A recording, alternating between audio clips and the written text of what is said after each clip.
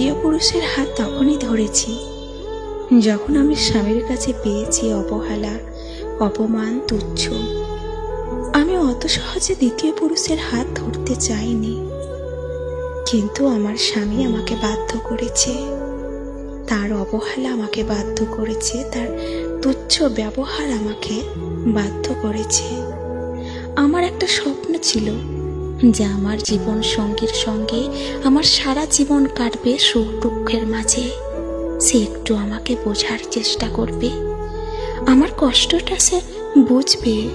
আমি একটু রাগ করে থাকলে সে আমার রাগ ভাঙাবে। আমি রাগের মাথায় দুটো কথা বললে সে হেসে আমাকে বলবে, এত কেন রাগ করছো? আমি চেয়েছিলাম আমার স্বামীর ভালো ব্যবহার, আমি চেয়েছিলাম আমার স্বামীর ভালোবাসা, কিন্তু আমি এখানে এসে দেখি স্বামীর ভালোবাসাটা আমার ভাগ্যে নেই। তাই আমি বাধ্য হয়ে দ্বিতীয় পুরুষের হাত ধরেছি। দিন দিন আমি মানসিক রোগী হয়ে যাচ্ছিলাম আমার স্বামীর ব্যবহারের কারণে।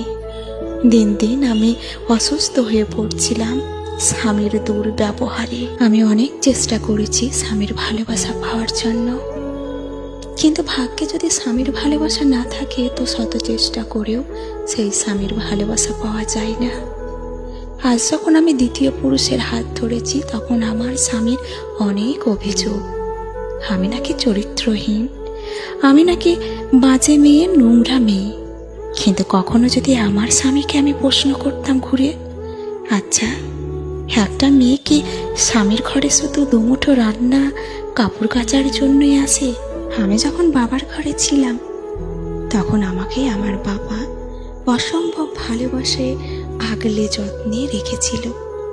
আমার তো বাবার একটা ইচ্ছে ছিল আমার মেয়েকে যার হাতে আমি তুলে দিব সে যেন আমার মেয়েকে বুক ভরে ভালোবাসা, আদর, যত্ন দিয়ে আগলে রাখে আমার পরে। কিন্তু আমার স্বামী যদি আমাকে ভালোবাসাটা না দেয়, আমি তো ভালোবাসা খুঁজবো। কখনো কিন্তু আমি ভাত কাপড়ের অভাবের জন্য দ্বিতীয় পুরুষের হাত ধরিনি।